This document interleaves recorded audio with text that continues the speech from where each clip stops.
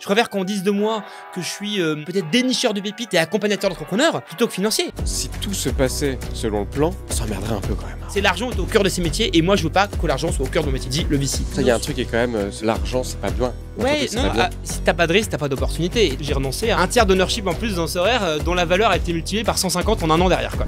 Salut à tous et bienvenue dans Maker. Aujourd'hui, je reçois Boris Golden, VC chez Partech, qui est un des plus beaux fonds de capital risque européen. Au menu de cet épisode, on va notamment voir comment est-ce qu'il lance sa première boîte et la revend avant d'arriver chez Partech. On va voir comment est-ce qu'il arrive chez Partech, qu'est-ce que c'est qu'un fonds d'investissement et comment est-ce qu'il choisit les quelques deals qu'il fait par an. Il est notamment à l'origine de Sorare, cette décacorne qui vaut aujourd'hui à peu près 10 milliards de dollars en à peine 2 ans d'existence, ou encore de Jelly Smack, cette licorne qui est passée de 0 à 1000 employés en 5 ans à peine. Il va donc nous dévoiler comment est-ce qu'il choisit ses investissements, c'est quoi les process qu'il met en place, les questions qu'il se pose, les histoires et les anecdotes de dingue justement de ses aventures hors du commun, et puis aussi qu'est-ce que c'est que le futur et qu'est-ce qu'il lancerait aujourd'hui s'il avait une vingtaine d'années ou 25 ou même 30 ans. J'espère que vous apprendrez autant de trucs que moi dans cet épisode. Si c'est le cas, n'hésitez pas à mettre un petit like, mettre des commentaires, à s'abonner puis à activer la cloche. Je vous souhaite un bon visionnage et un bon épisode. L'école t'apprend un skill set qui est très infime par rapport à même la vie. Moi je me dis, est-ce que l'école devrait pas te préparer, tu vois, à prendre soin de toi, la nutrition, le bien-être intellectuel, la relation avec les autres, enfin tu vois, l'éducation civique c'est le truc le plus non scolaire qui est, c'est pas, tu vois, c'est traité de façon super scolaire. Bref, plein de réflexions sur l'école, l'éducation, etc. Mais je suis loin d'être le seul à en avoir. Je pense que quand t'as les enfants ça t'aide, mais donc bref, pour en revenir à ça, je me dis mais en fait personne m'a jamais aidé à me dire qu'est-ce que je veux faire plus tard vraiment. C'est pas parce que comme on dit j'aime tu vois les maths, l'informatique que je vais être chercheur en maths info, tu vois. Et c'est vrai que j'avais des parents qui étaient pas de là-dedans quoi, enfin qui étaient, enfin, tu vois, un père qui a jamais travaillé, ma mère était assistante sociale, donc c'était des gens très bien qui m'ont transmis des super valeurs mais qui avaient aucune idée de ce que c'est tu vois, une vraie vie professionnelle un peu plus classique en dehors de ces sentiers-là, ce que c'est un réseau, ce que c'est tout ça, etc. Et donc du coup je me suis retrouvé un peu comme un con quoi, en me disant c'est super, ça a l'air super ici, mais c'est pas pour moi. Tu vois, c'était pas une critique de l'endroit. Mais c'est déjà bien de t'en être rendu compte day one en ouvrant la porte. Hein. Ouais, mais bon, tu vois, c'est le truc, c'est mieux de se rendre compte avant de faire la connerie quoi. Tu vois, 6 mois avant, ça aurait été mieux. Mais bon, mais surtout que j'étais très. Tu vois, c'est le fail fast qui est important. Ouais, mais là, le pivot est un peu plus long, quoi, tu vois. Et moi, j'étais très idéologique à cette époque-là, tu vois. Moi, j'étais, ouais, je pense que j'en ai parlé un peu avant, désolé, c'est une redite, tu vois, mais j'étais très gauche, mode l'entreprise, c'est mal, l'argent, c'est mal, tu vois, mais j'ai des valeurs nobles, tu vois, et je suis au-dessus de tout ça, et donc, du coup, une entreprise, l'économie réelle, etc. Non, et en fait, j'arrive là, et je me dis, ah, je chantais qu'il me manquait un truc, j'aurais pas su le dire, tu vois. Tu dirais quoi, le Boris, là, de il y a, de 22, 25 ans? Qu'est-ce qu'il se dirait qu'est-ce que je lui dirais aujourd'hui? Qu'est-ce que lui se dirait de toi aujourd'hui? Ah, je pense qu'il se dirait inattendu.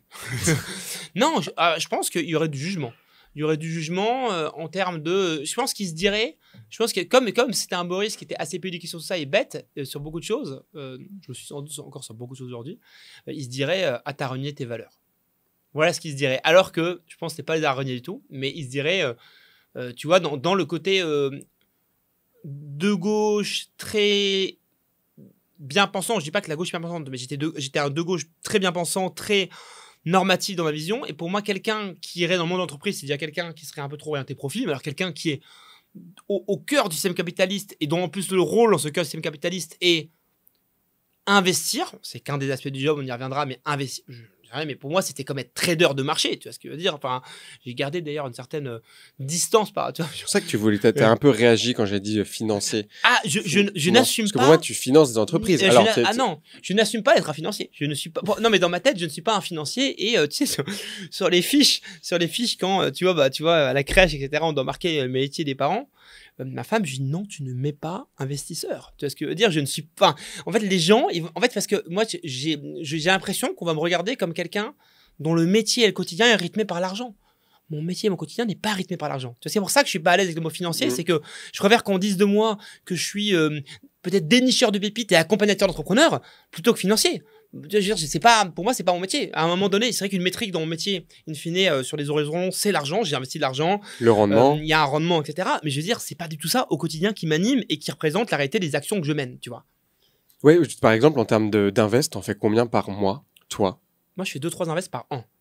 Ouais, donc on est complètement d'accord sur le fait que oui, c'est pas. C'est quoi? C'est 5% de ton métier au final. Non, non, quand même pas, parce que ça prend du temps. Mais je veux dire, aujourd'hui, non, mais en fait, non, mais attends, dans le suivi des boîtes, tu as des parties, tu vas avoir aussi des décisions financières de réinvestir, de sortir, etc. Mais ce que je veux dire, c'est que, je sais pas, ouais, c'est oui, c'est très peu quand même, 2-3 par an. Non, mais c'est peut-être ça. Non, mais c'est pas ça la métrique. Tu pourrais passer 90%, tu vois, t'es un growth fund, peut-être que l'argent, enfin, tu vas être plus proche de ces considérations-là.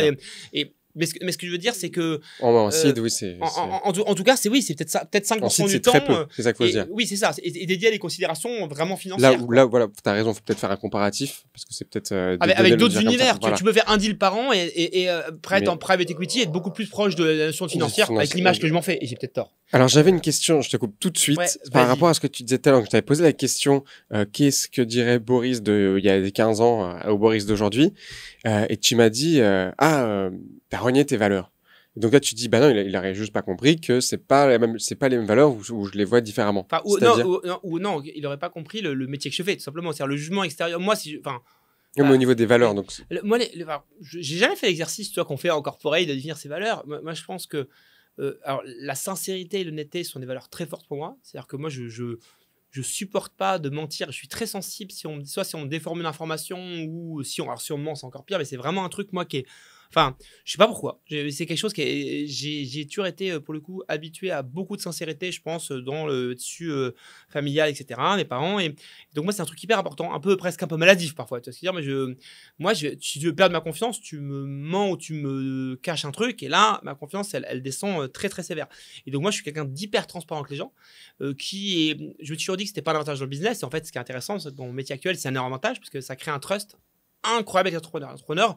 Quand on se parle et quand on travaille ensemble, ils se rendent compte qu'ils peuvent vraiment faire confiance parce qu'ils voient que je joue pas de jeu, je suis très lisible. Pour les négos, c'est pas le meilleur truc, mais en fait, pour nous, une relation de confiance dans la durée avec les gens, c'est génial parce que les gens ils me font très facilement confiance et ils ont raison parce que ils ont aucune histoire dans l'écosystème de Boris, il est super malin. En fait, il joue ce jeu-là, mais en fait, tu vas voir que t'inquiètes. En fait, donc du coup, ça peut être un désavantage sur certains aspects du métier. Je suis pas le meilleur négociateur. Tu vois ce que je veux dire, mais en fait, je pense que ça compense largement par d'autres choses. Et donc il y a ça. Tu dis au niveau de ces valeurs-là, une valeur qui est très forte là. Ça c'est une valeur qui est très forte. Mais lui, le Boris il y a 15 ans, c'est de ces valeurs-là que tu penses qu'il parlerait, ou c'est plutôt de la valeur comme tu dis bien-pensance que toi que t'avais? Non, je pense qu'il y aurait celle-là. Il y a une. Ça, il y a un truc qui est quand même l'argent, c'est pas bien. Ouais, non, et alors, il y a une notion mais qui est toujours pas claire dans ma tête. Ça veut dire, il y a une notion enfin, pour moi, c'est pas que l'argent est pas bien, c'est que je ne peux pas m'empêcher d'émettre un jugement de valeur sur le fait de mettre l'argent trop au cœur des préoccupations. Tu vois ce que je veux dire? Et sachant que, attention, je veux dire, je trouve que les gens qui disent l'argent, ça n'a aucune importance, sont souvent ceux qui en ont beaucoup.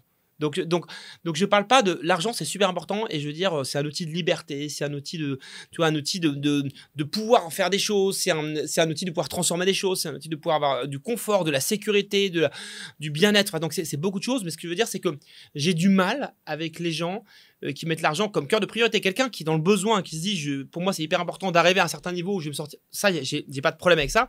Mais oui, j'ai un jugement de valeur et j'arrive pas à être aligné avec des gens dont je sens que leur seul objectif c'est de maximiser, tu vois, la quantité d'argent qu'ils vont gagner dans leur vie, etc. Moi, j'arrive pas à m'aligner avec ça. J'ai une notion aussi sur les inégalités. J'ai quelque chose, d'ailleurs, qui est une vraie préoccupation aujourd'hui. On fait un métier, enfin, dans un écosystème, nous tous, où, par exemple, tu vois, le Covid a plutôt accéléré le digital. Enfin, donc, on n'a pas du tout souffert de ce qui s'est passé, voire au contraire, quelque part, ça a accéléré encore plus tout ce mouvement startup, digital, etc. 2021 a été l'année, c'est scandaleux. 2021, tu regardes d'un point de vue macro, a été l'année phare des startups. Ça a été l'année la plus dure pour quasiment tous les secteurs de l'économie, tu vois, notamment en France. Et donc, j'ai toujours un peu ce truc-là de se dire, attention, quoi. Moi, ça me dérange. Comment tu fais alors pour faire pour compenser ou pour justement faire réussir à faire tenir ce même contraste ou ce même paradoxe? Je l'ai pas résolu. Au quotidien, j'ai aucun problème parce que mon métier, encore une fois, est très décorrélé de ça. Mais le fait de se dire, je suis dans un écosystème et je suis un acteur, tu vois, un acteur et un rouage de ce système-là qui crée sociétalement à créer des, enfin, tu vois, une société pas à deux vitesses, à plus de vitesse, mais je suis pas complètement à l'aise. D'un côté, certains diront, mais attends, l'entrepreneuriat, les startups, la tech, c'est aussi un formidable instrument de créer pour des gens qui le méritent, entre guillemets, de la richesse, au-delà de l'héritage, tu vois, etc. Donc, de façon beaucoup plus rapide qu'avant. Donc, tu peux te dire, socialement, l'ascenseur social marche beaucoup mieux on va dire, pour monter avec le milieu tech, je pense. Tu vois, il y a une startup, tu vois. Je pense que c'est un des derniers endroits où on peut aujourd'hui créer, où on peut aujourd'hui bâtir. Non, mais totalement. Et tu peux bâtir des empires énormes en quelques années, ce qui serait pas possible. Donc ça, c'est génial. Mais là, on regarde le 0,X% qui va y aller, qui peut y aller, qui a envie, etc. Mais du coup, ça n'empêche rien en fait que les gens le méritent ou pas, etc. Tu vois, t'as toujours cette société à 2 vitesses ou plus. Et moi, je suis gêné par ça. J'ai pas réussi à résoudre. Tu vois, encore ce truc-là, mais je sais que c'est un truc qui me taraude. Et le côté, ouais, mais attends, on bosse dur, c'est des conneries. On bosse hyper dur. Moi, je bosse hyper dur. L'entrepreneur bosse encore plus dur sur un seul projet en plus, etc. Bah, tu vois, donc ça, c'est des choses qui me taraudent. Et donc, en termes de valeur, tu en parles. Donc, cette valeur d'équité est une valeur qui pour moi est importante et justice. Et je pense qu'une valeur très, très importante chez moi, c'est la justice. La justice, c'est un sentiment très subjectif. Mais en tout cas, on va dire, moi, je suis très sensible à l'injustice. Je sais pas, j'ai un côté interventionniste si je vois une injustice, tu vois. Alors c'est un truc que j'ai arrêté de faire, mais parce que, arrêté. Je sais pas été confronté récemment, mais moi, je suis quelqu'un, si je vois une bagarre dans la rue, j'ai envie de venir et de calmer le truc, quoi, tu vois. Et après, après, tu te dis, bon, c'est un truc que tu peux te prendre un petit coup de couteau vite fait aussi, ça peut arriver. Mais il y a un côté, donc, peu importe, je suis pas du tout un héros. D'ailleurs, j'ai plutôt arrêté de le faire en me disant, ça peut être dangereux, tu vois, mais je veux dire, j'ai un truc un peu profond là-dessus et plus que d'être de gauche, moi je dis maintenant je dirais plus que je suis de gauche, je sais pas trop pour être honnête, mais je suis quelqu'un qui est sensible à cette notion d'équité et de justice, notamment sociale, mais pas que, tu vois.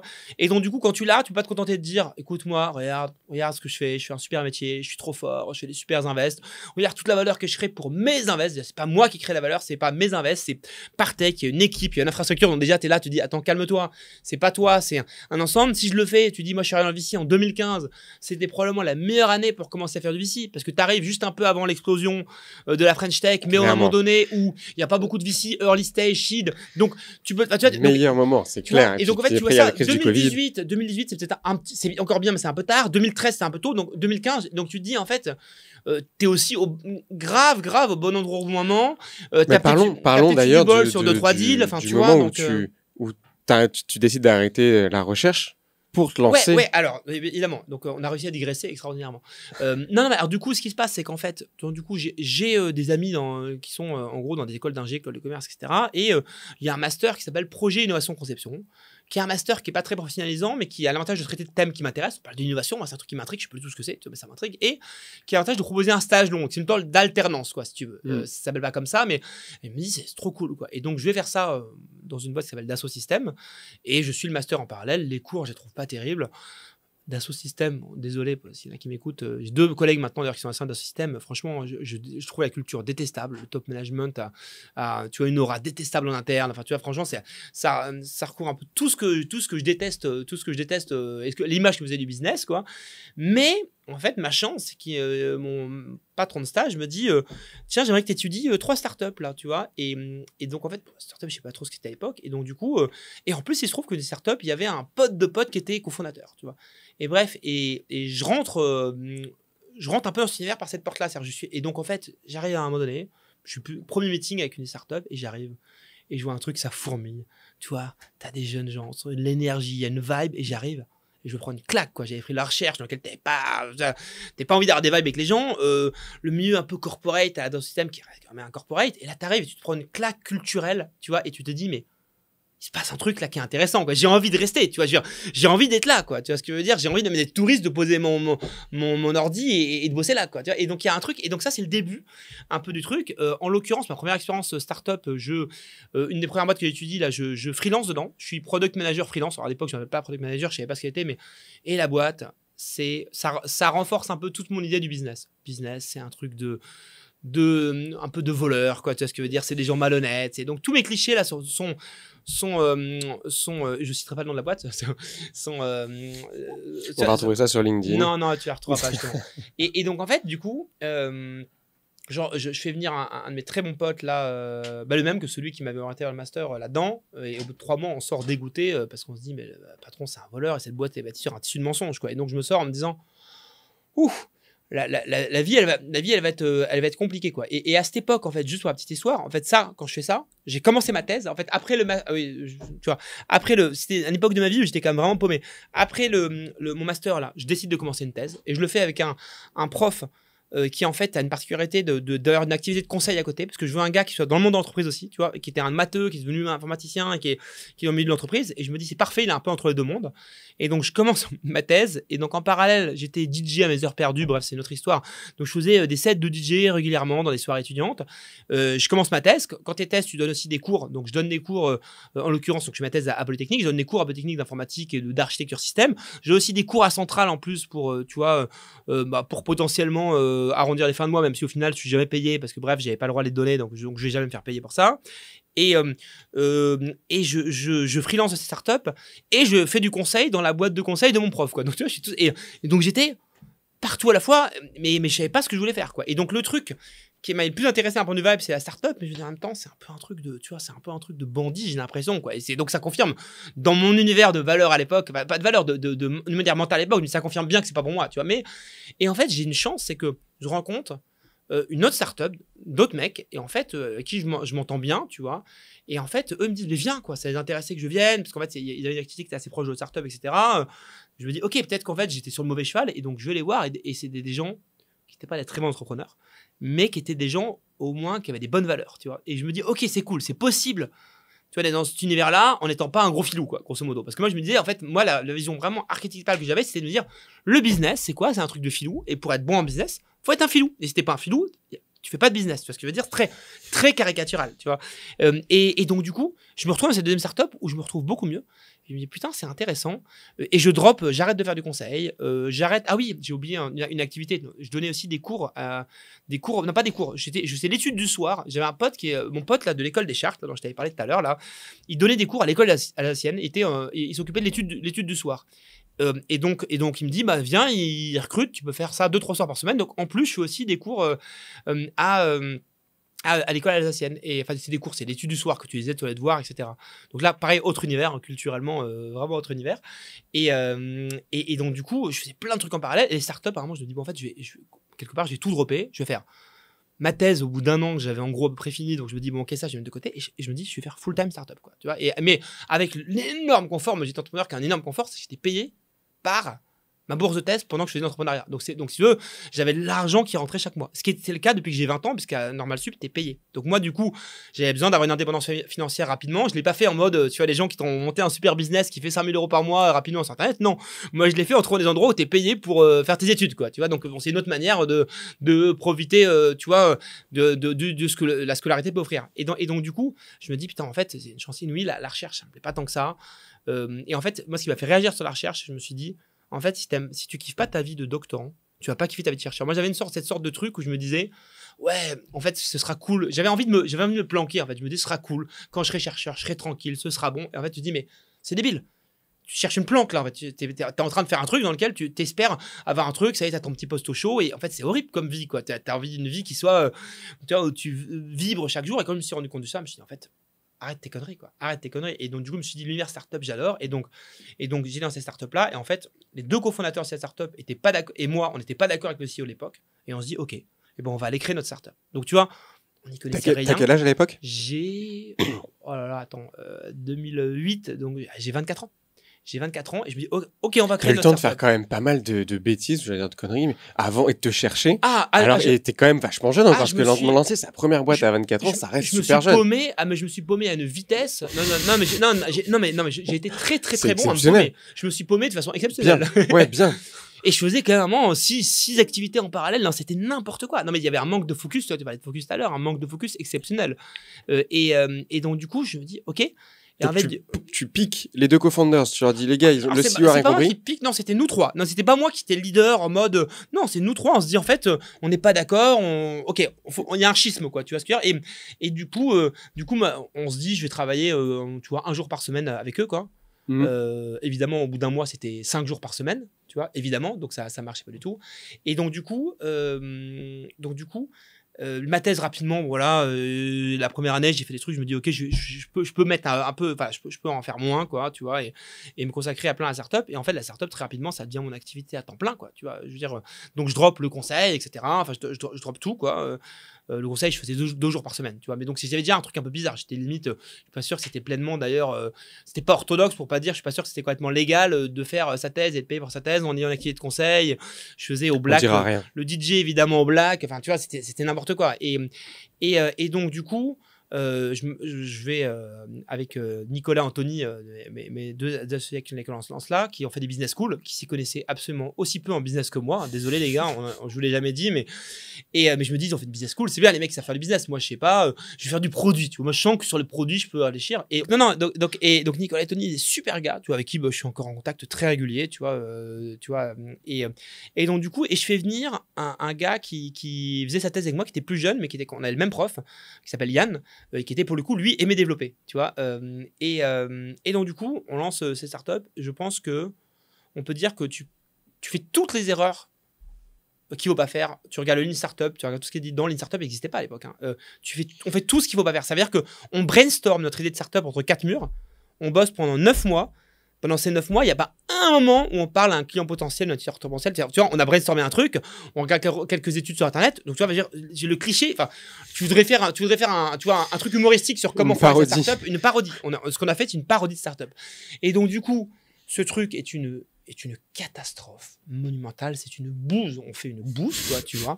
Vraiment, l'idée était mauvaise. On fait un nombre de merde là-dessus qui est phénoménal.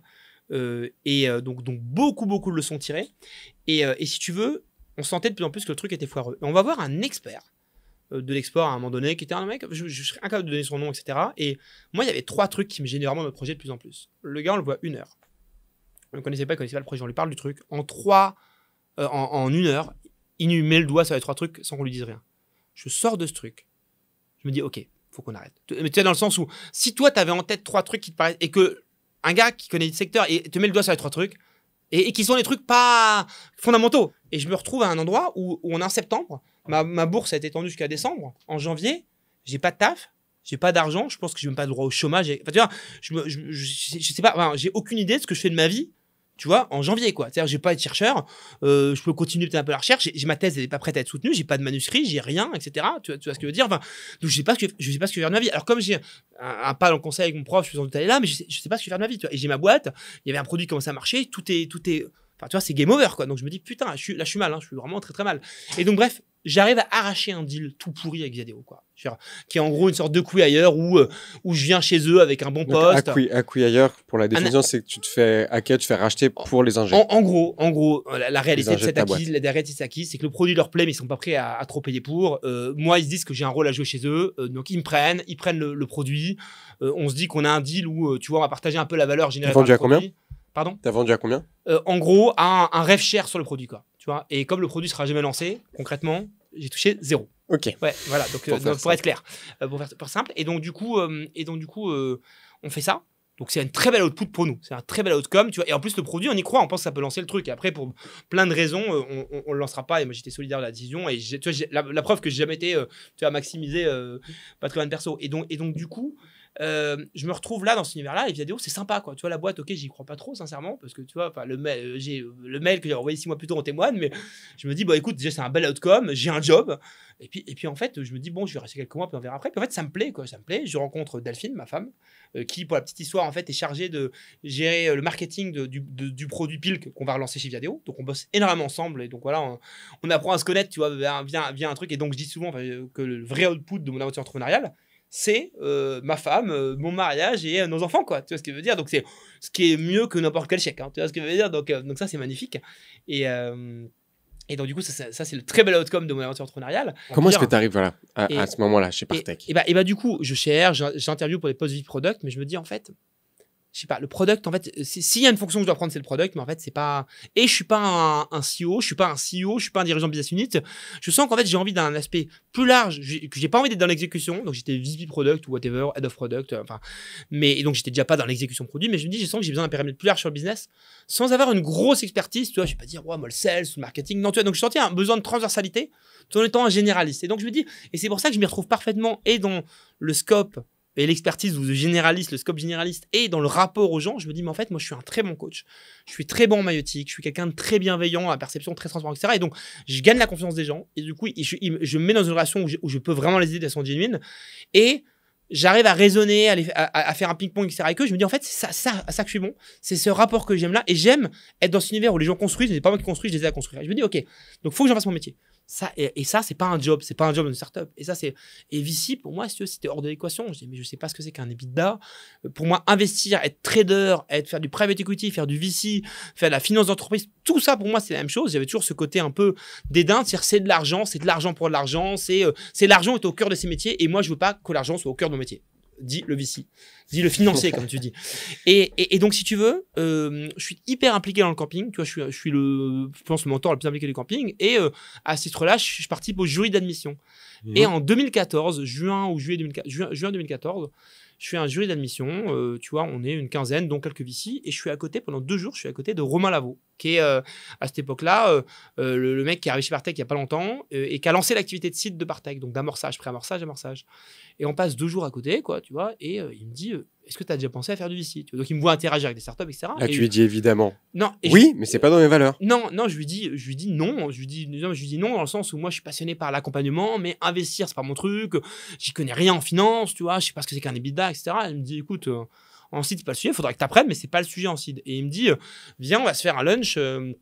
Chez Partech et tout, enfin tu rentres et donc j'arrive au lunch. Le lunch c'était évidemment un immense traquenard dans lequel il y avait 3 sandwichs et 2 salades posées et je me faisais bombarder de questions du genre qu'est-ce que tu fous chez Vidéo, cette boîte de merde, etc. Enfin, tu vois. Et donc bon voilà, j'explique un peu qui je suis. Qu'est-ce que tu faisais là? Non mais tu vois et donc du coup j'explique, tu vois, j'explique un peu voilà moi ce qui m'anime, ce que je fais, etc. Et donc du coup ils me disent ok ce qu'on te propose c'est tu reviens dans 2 semaines et tu fais des case studies quoi, on va te donner 3 cas et tu nous dis ce que t'en penses, ce que t'investirais, etc. Et donc, il me donne 3 noms de boîtes et moi, je me suis jamais mis dans les pieds d'investisseurs. Quand j'étais mentor, je l'ai fait pendant 2 ans. Ce que je faisais, c'est que je choisissais des projets que je trouvais cool et des gens que je trouvais sympas. Jamais je me disais est-ce que cette boîte peut aller loin. C'était pas mon sujet. Moi, je voulais passer du bon temps avec des gens que je trouvais sympas et avec qui on allait pouvoir passer du bon moment et avec qui je pensais avec le fit, je pourrais leur apporter des trucs. C'est pas du tout un enjeu de choisir des belles boîtes, tu vois.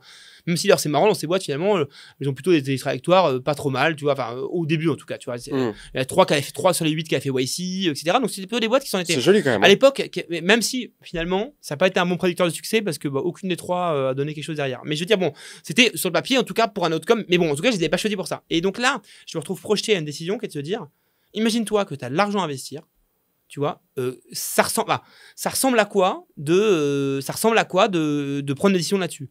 Et je me fais un framework, je dis des trucs, etc. Et je fais ça et je me dis, l'exercice est hyper intéressant. L'exercice de se projeter, non pas dans est-ce que le projet est sympa, est-ce que les personnes me plaisent, mais est-ce que j'investirai de l'argent dans cette boîte, sous-entendu, je pense qu'elle a un potentiel derrière, ça te crée un angle complètement différent. Et je reçois un mail de Romain qui me dit, en gros, où on devait faire, je sais pas, le truc, mardi, il me dit ce que tu es disponible le jeudi d'avant, etc. Je lui dis, ah ouais, donc j'aurais pas trop le temps de préparer. Mais je sais pas les dates, mais je lui dis bon ok d'accord on bouge. Il me dit notre agenda a changé. Je dis ok d'accord et il m'envoie un mail, il me dit attention la barre est haute et je me dis ok peut-être que je le fasse un peu sérieusement et ma femme me dit écoute prends le week-end bosse quoi dessus. Je prends le week-end, je bosse dessus. Les startups, j'essaie de contacter les CEO des startups. J'avais rencontré le CEO d'une des startups. Tu sais, je me bouge vraiment. Et j'arrive et je fais un case study dans lequel, franchement, je raisonne bien sur le truc. J'ai un framework qui tient la route. Genre, en plus, ils voient, je leur dis, bah, du coup, lui, je le connaissais d'avant, je l'ai rencontré. Lui, je l'ai eu au téléphone. Ils me disent, OK, le mec, il est débrouillard, il s'est bougé. Il s'est chauffé en un week-end, ouais. Et c'était vraiment... un test de mettre justement ce. Non, c'était juste l'agenda, etc. Et donc, du coup, franchement, je fais un bon taf là-dessus, quoi. Et donc, du coup, en gros, ils me disent bon bah faut que tu rencontres encore un prochain truc et tu vois et la BPI parce que tu vois ils allaient investir en fonds et voilà ils me font une proposition de job et je pense que je dois être le seul VC qui a signé son contrat de travail, enfin qui a accepté une proposition de job sans connaître le carré d'intérêt. à la fin de la proposition avec Romain, là, il me dit, by the way, d'ailleurs, il faudra qu'une partie de ton salaire, tu vois, quelques milliers d'euros par an, tu vas les investir dans un truc qu'on appelle le carry interest, il m'explique le principe, tu vois. Je dis, oh, c'est intéressant, tu vois. Enfin, donc, littéralement, j'étais attiré par le job de VC, je n'avais aucune idée du fait que t'avais un partage de valeur. Donc, tu vois, on en revient. Mais je me suis pas dit, ah, c'est ça. Je me suis dit, ah, c'est intéressant, c'est cool, tu vois. Enfin, je veux dire. Et bon, évidemment, maintenant, je comprends le truc, quoi. Et donc, du coup, voilà comment je me retrouve propulsé. Un peu tu vois, j'étais la dernière personne que j'aurais imaginé faire ça, quoi. Tu vois ce que je veux dire? Et j'arrive en me disant, je sais que je vais aimer et je pense que je vais être bon sur l'accompagnement d'entrepreneurs, mais c'est qu'une partie du job. Sur le reste, franchement, sur des boîtes, des entrepreneurs, se faire une opinion dessus, et la partie financière du job, faire des deals, etc. Je sais pas, quoi. Tu vois, je sais pas, c'est le grand inconnu. Mais je me dis, ma thèse, c'est aussi quand je vois le marché de l'époque, je me dis, j'ai l'impression que avec mon profil et mon mindset, il y a un truc à faire. Tu vois, je me dis, je serais entrepreneur, j'aurais plus envie de bosser avec un mec comme moi, tu vois, une personne comme moi, que avec quelqu'un qui est très financier. Donc je me dis, il y a peut-être une carte à jouer là-dessus, sur cet écosystème. Et donc j'arrive 2 février 2015, je commence chez Partech. Pour la petite anecdote, c'était aussi l'anniversaire de rencontre avec ma femme, celle qui est devenue ensuite ma femme. Et donc du coup, premier jour. Et donc du coup, je savais pas du tout à quoi m'attendre sur le job. Ils me mettent un rendez-vous avec un entrepreneur genre à 20h30, je finis genre à 21h30, je rentre chez moi à 22h. Putain, on se regarde à ma femme, on dit waouh, ton nouveau job là, il va être costaud. Je me dis putain, ça va être. C'est pas un truc de financier, ça? Non, mais justement, je me dis en fait c'est les horaires des mecs de M&A, de banque d'AF. Tu vois, je me suis dit oh putain, waouh, tu vois. Et je me souviens Robin qui me dit alors cette première journée, je dis ouais, c'était très cool, mais putain, enfin genre tu vois, c'est long quoi. La deuxième fois où j'ai fini aussi tard, c'était 2 ans plus tard ou 3 ans plus tard. Ça n'arriverait jamais. Tu vois, t'as une liberté énorme, t'as rarement des rendez-vous tard, mais c'est le premier jour. Je peux dire, je rentre chez moi, je suis là, je me dis, est-ce que c'est fait pour moi, quoi? Parce que moi, je suis pas trop le genre de mec qui a envie d'être au bureau de 8h. Je bossais beaucoup, quand je suis un passionné, j'ai pas de problème, mais être au bureau avec des meetings de 8h à 22h, c'est pas mon truc, tu vois ce que je veux dire? Et là, je me dis, oh putain, en fait, c'est la banque d'AF, ce truc. Tu vois ce que je veux dire? Avec les clichés, des trucs, des gens qui font que bosser. Et ce n'est jamais. C'est arrivé une deuxième fois, peut-être 2 ans plus tard. Bah, tu vois, c'était des. Puis là, attends, t'es en costume ou pas? Non, je suis en t-shirt là. Mais je veux dire, je veux dire, dur quoi. Tu vois, dur. Et d'ailleurs, en parlant de costume, c'est quelques injonctions on va dire, de mon écosystème au départ, de me dire, ouais, faut que tu aies une chemise. Je dis non, je dis non, je veux pas. Moi, je résiste à ça parce que je dis, moi, mon truc, c'est le t-shirt, mais surtout. Les gens avec qui je parle, on est t-shirt, donc pourquoi j'irais me forcer à mettre une chemise si ça m'éloigne de mes interlocuteurs alors que mon truc naturel, tu vois ce que je veux dire, ça n'a pas de sens. Donc je dis non, ok, s'il faut avoir des LP, etc. Et donc du coup, tu vois, à l'époque, c'était pas forcément évident de faire ce travail en n'ayant pas le costard, mais juste une chemise. Toi. Et moi, des LP. Ouais, pour des LP, pour l'institut international. Les LP, c'est les gens qui investissent dans ton fonds. Parce que l'argent qu'on investit, il vient pas de nos poches. Il vient pas de Partech non plus. Il vient de gens qui nous confient leur argent et pour qui l'enjeu principal quand ils investissent chez nous, dans les fonds de Partech, c'est de faire de l'argent. Alors, un certain nombre ne le font pas que pour ça, surtout quand c'est des entrepreneurs, etc. Mais les gros LP, ils ont des sommes à gérer. Leur travail, c'est d'allouer des sommes d'argent et ils allouent une partie à du venture capital, au capital risque et à des gens comme Partech.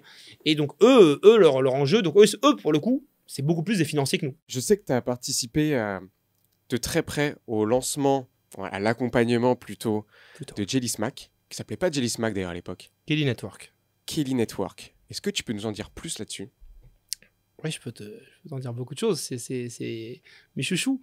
Non, mais en gros, mon deuxième investissement en tant qu'investisseur principal du tour et en février ou mars 2016 et une boîte qui s'appelle Kelly Network. Et donc c'est assez marrant parce que ça fait pas mal le lien avec comment je suis devenu VC. Quand j'étais mentor chez Microsoft Venture, à une soirée, j'avais rencontré un gars qui s'appelait Michael Philippe, qui était sympa, qui était un entrepreneur français des médias. Ils avaient bossé chez, à la base, maintenant ça s'appelle Le Kiosque. Maintenant, ça s'appelle Caféine, et c'était Le Kiosque. Donc, c'était un des cofondateurs du kiosque. Très belle réussite des années 2010, 2015. Ouais, et puis même de maintenant, c'est une très belle boîte aujourd'hui. Et que pas très connue, mais qui est une très très belle boîte. Et donc, du coup, j'ai rencontré ce gars qui était sympa, tu vois, on s'était ajouté sur LinkedIn. Et un jour, je reçois un message de sa part sur LinkedIn qui me dit hey, salut, je travaille sur un nouveau projet, j'aimerais bien te le présenter avec mon associé Robin. Donc, vous étiez déjà rencontrés? Oui, mais on se connaissait pas bien. On s'était rencontrés peut-être 2-3 fois. Tu vois, c'est conversation de soirée, gars que tu trouves sympa. la tête de l'autre te revient, mais c'est tout, quoi. Et donc, il m'écrit ce message. Et donc, en gros, il me dit, voilà, on a un peu une thèse avec mon associé Robin sur l'évolution des médias. On pense qu'en fait, tu vois, le trafic, tu vois, des médias, il vient de plus en plus de Facebook, de moins en moins de Google. On pense que la vidéo, elle mange de plus en plus les habitudes de consommation de contenu, tu vois, des gens, des internautes, quoi. On pense que le mobile prend une place de plus en plus prépondérante. Et nous, en fait, quand on mixe tout ça, on a un peu une vision qu'on aimerait, tu vois, te présenter parce qu'on est en train de lever un tour de site, quoi. Et on aimerait bien te le présenter en direct parce que si on t'envoie le deck, on pense que ça va pas forcément être le truc qui est attirant sur le papier. Donc voilà, les gars viennent au bureau, ils me racontent leur truc et puis ils ont, tu vois, ils avaient déjà quelque chose ou pas? Ils avaient déjà un produit, ils avaient pas de produit, mais ils avaient des communautés, ils avaient des pages Facebook, quoi. Oui, c'est ça. Ils avaient des pages Facebook qu'ils avaient un peu assemblées, donc c'était à la mano, quoi. Tu vois, c'était à la mano, mais ce qu'ils avaient surtout, c'était eux deux plus Swan, le troisième associé, ils avaient une vision hyper intéressante des traits de marché, hyper pertinente, très bien articulée, etc. Et ils avaient une idée de projet pour en tirer parti en se disant, en fait, nous, on pense que tout ce qui se passe sur son téléphone portable, en fait, tu es en train de consommer de plus en plus de vidéos, notamment sur les médias sociaux, pas sur les apps dédiées, mais tu vas de plus en plus sur tu vois, Snap, Facebook, Insta, etc. pour consommer de la vidéo. Il n'y avait pas TikTok qui n'existait pas ou peu à l'époque. Il faut remettre quand même dans le contexte. C'était en 2016. Début 2016. Ouais. Et aujourd'hui, c'est évident. Oui, c'est exactement, c'est évident. C'était loin d'être évident. C'est le talent des entrepreneurs. S'ils ont eu raison, quelques années plus tard, demi-décennies plus tard, c'est évident. Et donc, du coup, ils disent ça. Ils disent, nous, ce qu'on veut, en fait, c'est, vu qu'on pense que c'est en train de devenir la télé, la nouvelle télé, c'est en train de devenir ton téléphone et sur tes apps sociales sur lesquelles tu vas consommer du contenu vidéo, nous, on veut construire les channels vidéo, tu vois, de cette nouvelle ère. Et on veut le faire avec une approche très tech. On ne veut pas être un média. On veut avoir une approche très tech industrialisée qui va nous permettre demain, en fait, d'alimenter en contenu ces social channels et de devenir, en fait, un peu des brands de référence sur différents univers. Ils avaient le foot, ils ont commencé par le foot notamment. Ils avaient ensuite la beauté, etc. Ce qui marche bien, entre guillemets. Ce qui marche bien. Et puis aussi, je pense, le hasard des premiers trucs sur lesquels ils ont une page qui marche bien, ils réexploitent une page qui existait avant, qui marche bien. Ils l'ont monté from scratch, ils l'ont vraiment fait de zéro. C'est une page, je ne sais pas exactement pour être honnête, c'est une page qui existait déjà en tout cas avant l'aventure. C'est hyper malin, donc vraiment ils essayent d'aller comprendre leur marché en disant bon, on va racheter une petite page, on va voir ce qu'on arrive à comprendre justement des vidéos, de l'algo aussi Facebook. Exactement. D'ailleurs j'aimerais revenir sur une petite aparté parce que tu as écrit des super articles justement sur l'aventure et ça m'a vachement donné envie de t'inviter pour en parler. Et après on parlera de Sorare aussi. Je sais jamais si on dit Sorare ou Sorare. On en a parlé tout à l'heure. Moi, je dis Sorare, mais je ne sais pas quelle est la guideline officielle. C'est toujours pas clair pour moi non plus. Du coup, de Michael qui t'envoie un message sur LinkedIn et qui te dit concrètement, donc là c'est pour le début de Jelly Smack, ça s'appelait Kelly Network. Ouais. Hello Boris, j'espère que tu vas bien. Je monte un nouveau projet, toujours dans les médias, avec un autre fondateur du kiosque, Robin. Le pitch est assez simple. On assiste à une nouvelle révolution dans les médias avec l'explosion des réseaux sociaux comme source d'accès aux news.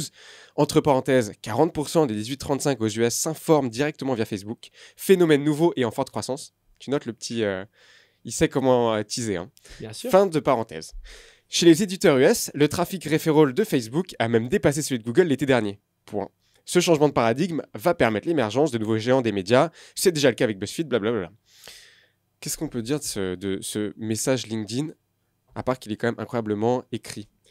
Justement, moi je suis très très sensible à ça et donc chaque personne a ses biais. Moi, mon biais, c'est clairement très sensible à l'articulation des idées. Et là, en fait, tu sens que la personne, elle sait de quoi elle parle, tu sens qu'elle a une vraie thèse derrière. Et moi, ça, je dois dire que je suis très très sensible à ça. J'aime quand les idées sont bien exprimées, sont claires, même si, bon, la réalité, c'est que dans mon métier, la plupart du temps, on bosse avec des entrepreneurs où on se rend très vite compte après qu'en fait, on est dans un flou total sur plein de trucs. Mais quand même, il faut qu'il y ait un sous-jacent, je trouve, qui exprime des choses comme ça. En fait, là, ça se voit qu'il a compris quelque chose. Très maîtrisé. Il ne sait pas encore quoi. Exactement. Mais il sent qu'il est sur un truc. Tu vois, là, tu as résumé un peu une partie du travail d'un VC en seed, c'est de prendre des paris sur un truc comme ça. Tu te dis, attends, si l'entrepreneur, l'entrepreneuse, on pense que c'est une équipe qui fait sens et que ils ont saisi, ils ont capturé quelque chose d'intéressant, même si tu ne sais pas exactement ce qu'ils vont en faire, à la limite, ça suffit à ce stade-là pour prendre le pari et te dire, justement, ils vont éclore. Un rôle, ça va être d'essayer humblement de les aider à éclore, mais là, tu sens, tu vois, ce que tu as ressenti là en lisant le truc, tu sens qu'il y a un truc. Ah oui, là, il voit qu'il y a un phénomène qui se passe et ils veulent réussir à le craquer. Parce qu'ils sont, très, ils sont très très bons aussi. Et d'ailleurs, question, tu mises d'abord sur la team ou sur le marché? Franchement, les deux, enfin, je veux dire, ça peut être Parce une combinaison des deux. Un mauvais produit avec une team pas folle sur un marché en explosion, ça peut cartonner. Non, parce qu'en fait, sur un marché en explosion, tu vas très vite avoir d'autres gens qui vont venir. Et donc, si vraiment l'équipe et le produit sont pas au niveau, ils vont peut-être avoir un peu d'avance, mais je pense pas qu'il y ait beaucoup de marchés dans lesquels cette avance va... C'est pas un VC qui a écrit le marché bat l'équipe, qui bat le produit, qui bat je sais pas quoi. Si, il y a des trucs comme ça, mais après, moi, je trouve pas ces trucs-là, moi, j'avoue que je trouve ça toujours un peu oversimplificateur. Non, mais parce que je veux dire, c'est l'américaine. Hein. Puis une équipe, elle se juge à l'aune aussi du projet qu'elle veut mener, de l'opportunité. Il n'y a pas une bonne équipe entrepreneuriale dans l'absolu. Selon que tu veux faire un projet deep tech, tu vois, avec du SaaS B2B, où il y a 3 ans de R&D avant de sortir un produit, puis des longs cycles de vente, versus une app consumer, tu vois, où le but c'est d'avoir un effet de réseau dans les prochains mois ou les prochaines semaines sur mobile. Enfin, tu vois, c'est pas du tout les mêmes qualités entrepreneuriales et que tu vas rechercher dans les deux cas. Alors, je prends volontairement des extrêmes, mais... Jelly Smack, donc Michael t'envoie ce message quand même extraordinaire. Pour tous ceux qui nous écoutent ou nous regardent, vous pouvez le retrouver. Hein. C'est sur LinkedIn, Pulse. On mettra le lien. Je mets le lien en description. Et donc à partir de là, ils ont commencé, ils comprennent qu'il y a un truc et ils ont cette page sur du foot. Ouais, ils ont cette page sur du foot et donc ils se disent on va lever un tour de seed. Donc là, on est début 2016, donc le seed en 2016. C'est pas les tours d'aujourd'hui, quoi. Ça veut dire que donc à l'époque ils ont levé $1 million et c'est déjà un beau tour, hein. Pour l'époque c'était un beau tour. Maintenant ce serait un tout petit tour de seed. À l'époque c'était pas si évident et il y avait, même ça peut paraître dingue aujourd'hui, il y avait pas tant de gens que ça pour se motiver sur un projet aussitôt, même avec des entrepreneurs qui avaient déjà fait quelque chose avant, parce que aujourd'hui dans le monde VC, il y a beaucoup, les gens adorent les entrepreneurs qui ont déjà fait une boîte, qui vont faire une deuxième, etc. Mais à l'époque, c'était pas si, enfin, tu vois, c'était pas un no-brainer, quoi. Et donc du coup, ils ont eu du mal à lever leur seed. Bah, en tout cas, ils ont pas eu, j'ai pas eu à me battre contre 15 autres VC. Je crois qu'ils avaient une ou deux autres propositions, mais c'était pas la folie. Une équipe comme ça aujourd'hui, avec une vision comme ça, sur le marché actuel, ils enverraient des messages le lundi, et ils auraient des term sheets le mardi, et puis le vendredi, ils devraient choisir entre les 15 term sheets, quoi. Comme mon appart à Paris. Ah, ouais, maintenant c'est devenu un appart à Paris, ouais. C'est ça.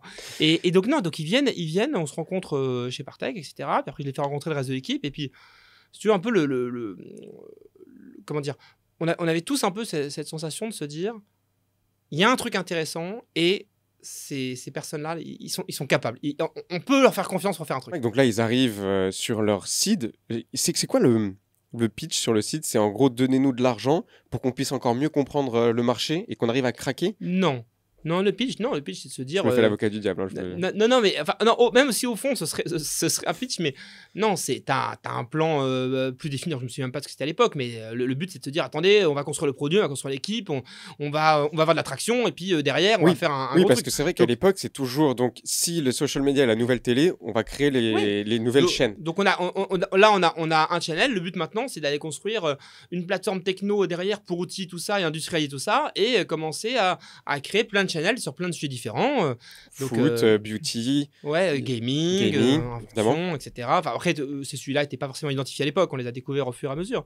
Donc voilà, en fait, le truc, c'est que même si la trajectoire des startups, au final, c'est souvent les 18 premiers mois après mon site, j'ai passé mon temps à me chercher un peu, c'est pas ça que tu peux faire et c'est pas ça que tu pitches. Tu vois ce que je veux dire, c'est qu'en fait, on a tous envie un peu de croire que le truc il est bien clair, bien défini, puis en fait, tu t'aperçois 6 mois après le site, tu t'aperçois que tu es tous autour de la table en train de te poser des questions un peu existentielles, littéralement. Ça m'arrive encore là maintenant avec plein de boîtes dont on a fait les sites l'année dernière, c'est que.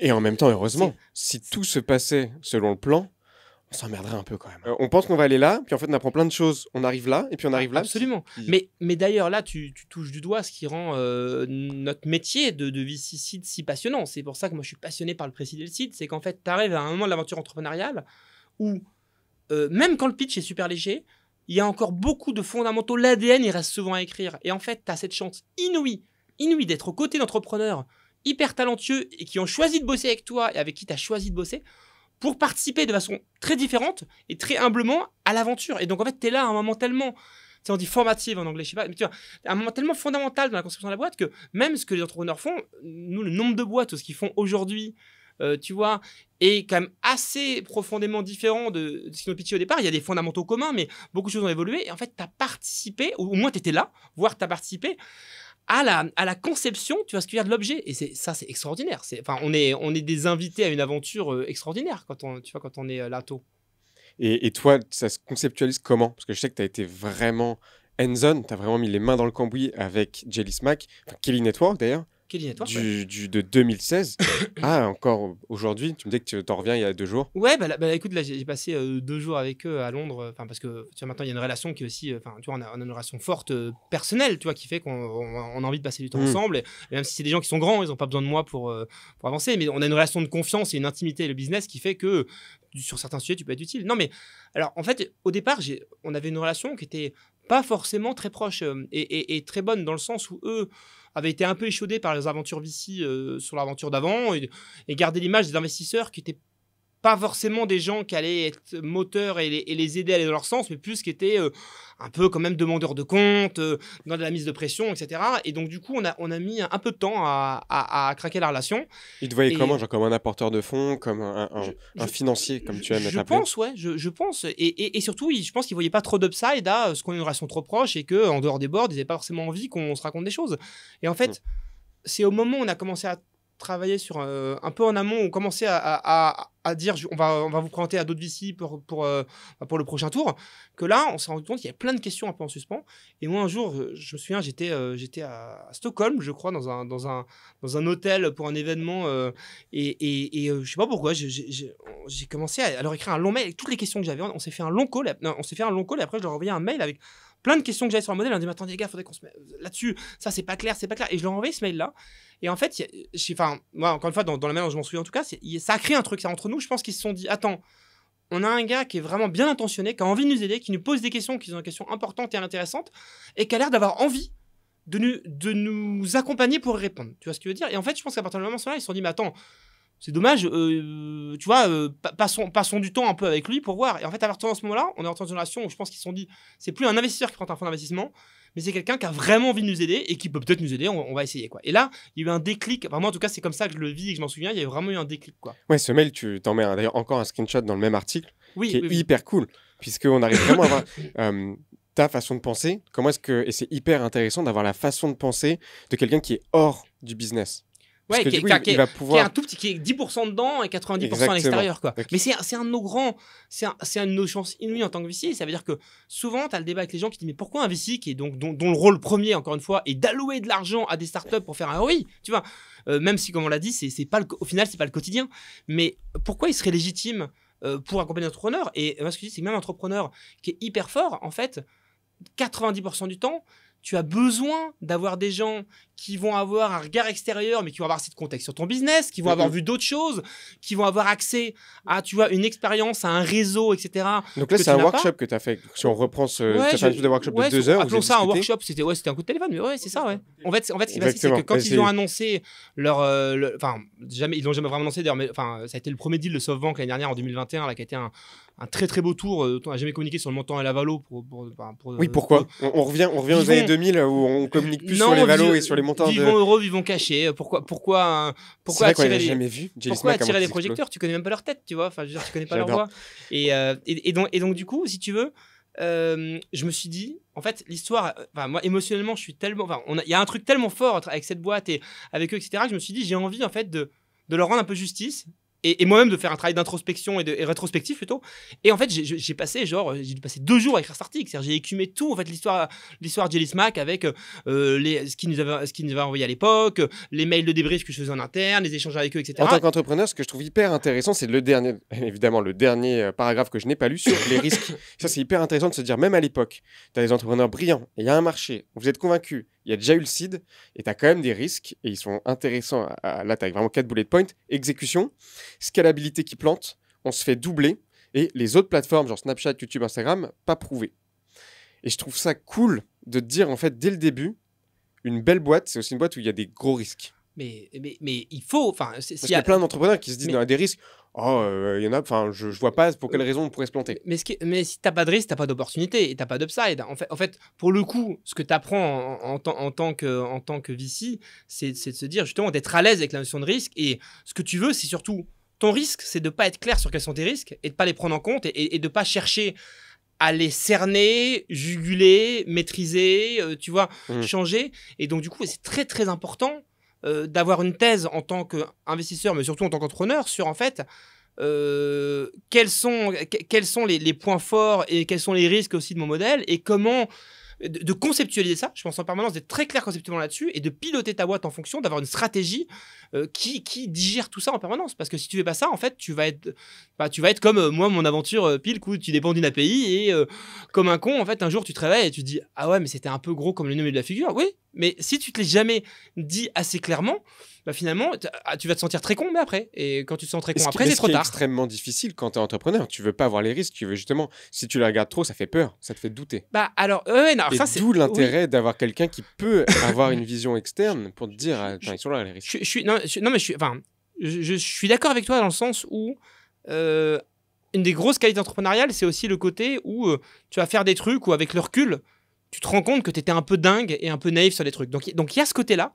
mais ça ne veut pas dire ne pas du tout voir les risques et voir que le côté positif. Et jamais, à un avis, il faut un grain de folie, et il faut cette naïveté et cette inconscience un peu d'aller faire des trucs dont tu sous-estimais pas la difficulté ou dont tu sous-estimais peut-être les risques. Mais je pense que c'est très important d'avoir une hygiène qui te permette de comprendre aussi les points chauds sur lesquels il va falloir travailler. Parce que si tu mets tout ça sous un tapis, oui, alors tu as un côté leap of faith et tu peux espérer que rien de tout ça va se réaliser, mais il y a un grand nombre de risques où si tu te dis, ah, là il y a un point chaud, il faut que je m'en occupe, il faut que j'y pense, je vais peut-être être smart sur le modèle, peut-être qu'en fait, je vais les résoudre en changeant ça, peut-être que je vais l'assumer et que je vais être clair sur le fait que c'est mon plus gros risque et que du coup, je pourrais jamais rien y faire, mais ça je le sais et c'est là-dessus. Sachant que les risques évoluent au fur et à mesure des apprentissages et de l'évolution de ton modèle, de l'évolution de ton marché. Après, tes risques, ils changent avec le temps, parce qu'au départ, tu as un risque, et surtout de faire un produit qui va jamais plaire à personne, ou que le produit que tu imagines, même s'il plaît aux gens, en fait, il soit pas réalisable, etc. Dès que tu es au product market fit, tu sais que tu fais un truc qui a à peu près du sens pour des gens, ton produit il commence à réaliser un peu de valeur, mais tu as d'autres problématiques de est-ce que je vais réussir à attirer une base d'utilisateurs ou clients. Après, il faut scaler tout ça. Après, tu as les problématiques de est-ce que je vais réussir vraiment à faire un business qui soit profitable. Tu peux avoir tout un tas de problématiques. Donc, bien sûr, ça vit et ça évolue, évidemment. Mais donc, à la base, on est d'accord, hein, ils veulent créer les canaux de demain, les chaînes télé de demain. Ouais. Sur les médias, avec les créateurs, sur les social media, rien à voir avec les créateurs. À l'époque, on parle d'influenceurs marketing, on parle de youtubeurs, mais la notion de creator economy n'existe pas. En fait, TikTok n'existe pas. Non, à l'époque, même influenceur, c'est un truc qui a une connotation quand même, je trouve, un peu péjorative, qui est de se dire des gens qui amassent un peu une petite communauté, tu vois, qui montrent un peu des produits. Il y a un côté très superficiel, il n'y a pas un côté je crée quelque chose, j'ai du contenu, j'ai une communauté. Il y a un côté très superficiel à l'époque, influenceur, je trouve, dans le vocabulaire. Mais exactement, et c'est ça le changement de paradigme entre influenceur et créateur, ça n'a plus rien à voir. Le vocabulaire est très différent, mais je pense que le sous-jacent, il y a une profondeur en tout cas, qui a beaucoup plus dans la créateur économique, qu'il n'y a pas dans l'influenceur. Et à quel moment ils changent leur modèle? Parce que ça, c'est jeune, c'est 2019, 2020, qui se disent, bon, faut peut-être aller prendre cette... 2019. Ouais. Donc, c'est-à-dire qu'ils ont bossé 3 ans quand même sur un sujet toujours média, on crée des chaînes YouTube, ça fonctionne. Il y a plusieurs phases dans Jelly Smack, mais grosso modo, au départ... Ils sont pas fidèles à leur thèse vidéo. Ils font aussi des pages web de sites parce qu'en fait, tu peux monétiser, parce que comme les vidéos, tu peux pas monétiser. Donc, ils redirigent du trafic vers des articles qu'ils créent sur différents sujets, sur lesquels là, il y a de la pub. Et ils font, tu vois, quelques dizaines de milliers d'euros par mois là-dessus. Donc, tu vois, c'est au tout début, très vite, ils arrivent à faire quelque chose. Puis à un moment donné, ils prennent une décision qui est très audacieuse, bold, désolé pour tous les anglicismes, hein, mais tu vois, de se dire en fait on va arrêter ça même si ça fait de l'argent parce que notre vraie vision c'est la vidéo, on veut se mettre all-in là-dessus. Donc déjà tu vois, ils se coupent un peu une branche sur laquelle tu vois ils sont un peu pas assis, à chaque fois ils prouvent qu'ils sont capables d'exécuter un modèle plus traditionnel et ils se le coupent pour aller dans quelque chose de pour aller vers quelque chose de plus pur, plus disruptif et plus future proof, quoi, tu vois. Donc ils font ça. Ensuite, à un moment donné, c'était beaucoup de contenu UGC, donc du contenu tu vois qui les a récupérés par sur les utilisateurs en ligne, etc. Et à un moment ils se disent mais en fait il faut qu'on crée de plus en plus de contenu plus premium, donc notre propre contenu, donc on va avoir nos studios, enfin tu vois. Et donc en fait à un moment tu te retrouves avec une boîte qui a des studios d'enregistrement là à Levallois-Perret dans leur bureau. J'arrive, ils me montrent les trucs. Waouh, enfin, tu vois, alors, ils ont fait tout ça tout seuls. Et, tu vois, ça, pour le coup, tu vois, on a échangé sur plein de trucs. Ça, on n'échange pas. Et, les mecs, ils décident de créer un studio. Ils arrivent, la fois d'après, tu arrives au bureau, ils te montrent leurs 3 studios. Tu vois, donc c'est ça, la qualité d'exécution. Et entre-temps, ils ont changé 3 fois de bureau. Et puis, tu vois, en un an, ils sont passés de 10 à 50. Tu vois, ça, c'est Jelly Smack. En fait, ils savent faire du média. Ils savent très bien le faire. Et ils se disent, ça, on doit le faire pour le montrer, pour être toujours un peu proche du marché, de ce qui se passe. Et en même temps, par contre, il faut aller beaucoup plus loin. Ouais, peut pas s'arrêter à ça. Faut aller beaucoup plus loin. Ils savent faire du média, ils savent faire la techno aussi. Enfin, tu vois, ils ont en fait à peu près tous les skill sets. Tu vois. Et donc, arrivé en 2019, pourquoi ils se disent tout ça, on a les studios, on a les chaînes qui fonctionnent, il y a déjà des millions d'abonnés, on fait des millions de vues. Pourquoi on va voir les créateurs et en quoi on va les aider? En fait, si tu regardes conceptuellement, je pense que tu as compris, je suis quelqu'un de très conceptuel. Quand tu regardes conceptuellement Jelly Smack, tu te dis, tu as une plateforme techno qui a beaucoup de data, qui a une expertise, qui a un savoir-faire, etc., qui est formidable. Et là, et en fait, ce qui a de la valeur, c'est ça. C'est pour eux, c'est ça qui a de la valeur. C'est pas le fait d'aller produire leur contenu, faire leur chaîne, etc. Et quand ils pensent, là où ils créent une valeur unique au niveau mondial, c'est sur cette expertise-là, on va dire techno, data, tu vois, produits, etc. Et donc, dans leur modèle actuel, à ce moment-là, ils sont dépendants de leur capacité à créer leur propre contenu, leur propre chaîne, à comprendre ce qui marche, etc. Et alors qu'en fait, quand tu regardes dans l'écosystème, tu as plein de gens très talentueux qui produisent des vidéos, qui créent des marques, qui créent des chaînes, tu vois, qui créent des communautés. Et ces gens-là, tu te dis, mais si en fait, j'arrivais à les faire bénéficier de la techno de Jelly Smack, on va dire, pour faire simple, de la plateforme de Jelly Smack, mais je pourrais les faire exploser en leur permettant en fait d'augmenter leur performance en étant sur plusieurs plateformes, de streamliner tout leur process. Parce que la data qu'ils ont de Jelly Smack, c'est quoi les formats qui fonctionnent le mieux, sur comment est-ce que j'arrive à créer plus d'engagement, c'est toutes ces choses-là. Très concrètement, c'est ça. Ils sont capables, en fait, de détecter les tendances, détecter des vidéos, détecter des créateurs, de produire plus efficacement. De streamliner toute la chaîne, de l'idéation à la création, à la distribution, à l'editing, à l'optimisation multichannel, à l'optimisation sur Facebook, c'est comme ça, sur YouTube, c'est comme ça, sur Snap, c'est comme ça, etc. Donc, ils sont capables de tout streamliner avec énormément de données et de modèles pour faire tout ça. Et donc, en fait, quand tu dis tout ça, tu te dis, mais finalement, plein de gens qui créent il y en a déjà plein des gens qui créent des vidéos, il y a plein de talents. Est-ce que tu veux être en frontal, en compétition, en concurrence directe avec tous les créateurs, ou est-ce que tu veux les aider? Mais je dirais même pas que c'est en compétition, c'est finalement, est-ce que tu veux te restreindre à ton champ de créativité, ton champ de production qui va, par définition numériquement, être beaucoup plus petit, ou est-ce que tu veux profiter de ce pool incroyable de talents qui sont tous en train, finalement, de produire de la vidéo, et te dire, bah, là-dedans, j'aimerais être capable de détecter ceux qui ont du potentiel et les accompagner. En fait, ta outsource ta démarche créative et ta production vidéo. Tu l'outsources à une communauté. Tu vois ce que je veux dire? C'est un peu comme les App Store, quelque part. Tu vois, c'est comme si Apple avait dit « Moi, je veux créer toutes mes apps. » Non, tu dis « Mais attends, c'est ce qu'on va faire. On va faire un truc beaucoup plus malin. On va donner aux gens les outils pour créer les apps. Et ce qu'on va faire, c'est que les apps qui marchent, on va faire un rev share dessus. » Mais finalement, Jelly Smack, c'est pareil. C'est est-ce que tu veux créer tes apps? Et tu vas en créer quelques-unes bien. Mais la force de la communauté de développeurs et là de créateurs vidéo.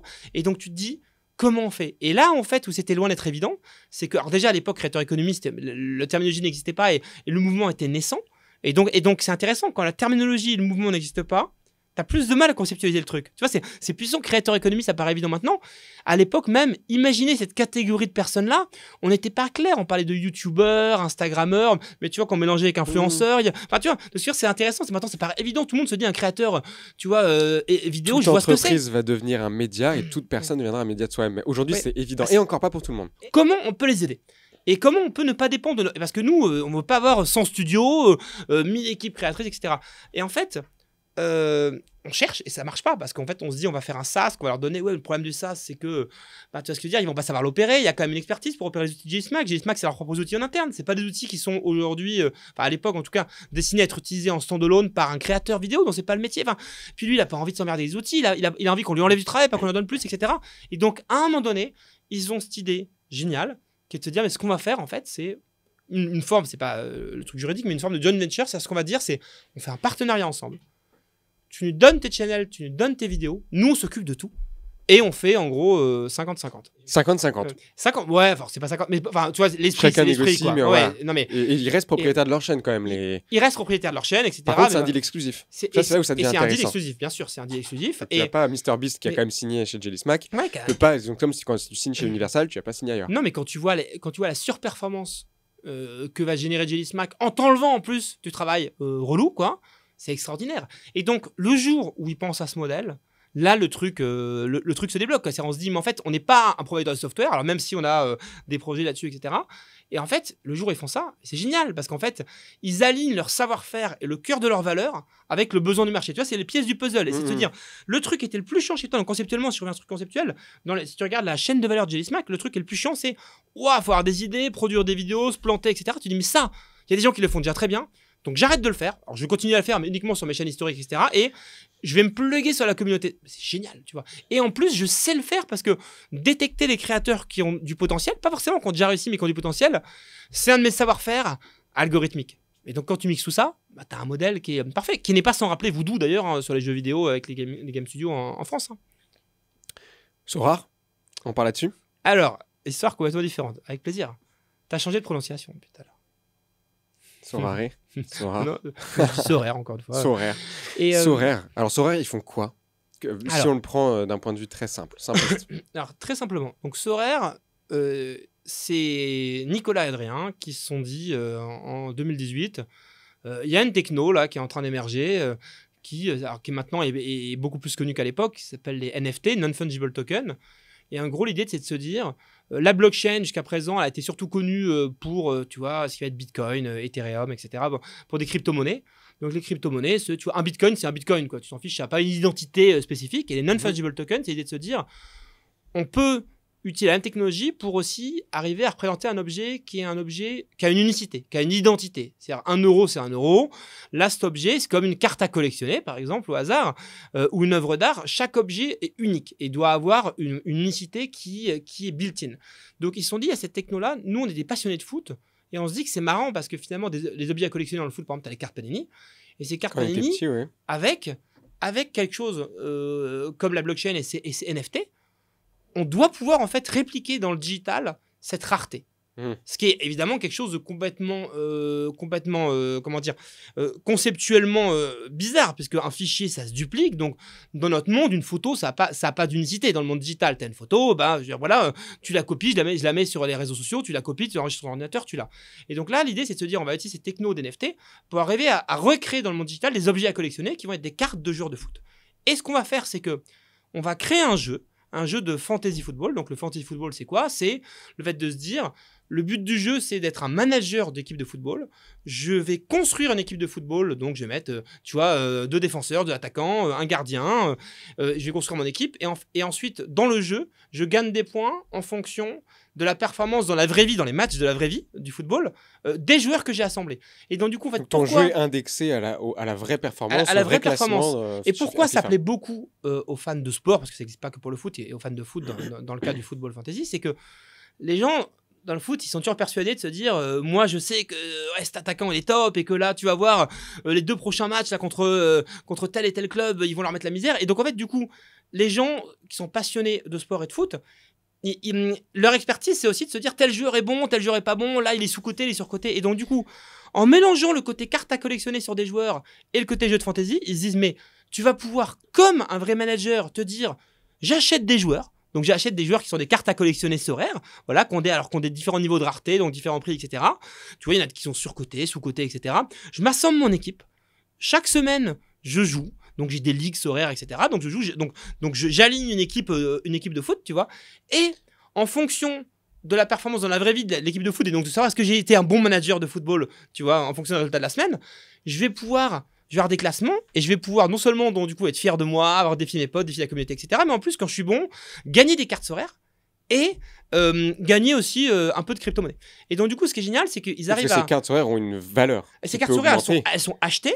Et ensuite, il y a un marché du secondaire qui est hyper dynamique. C'est incroyable sur Sorare, quand tu as acheté une carte, elle a une vraie valeur, tu peux vraiment la revendre. Il y a des gens de la communauté qui sont prêts à te l'acheter.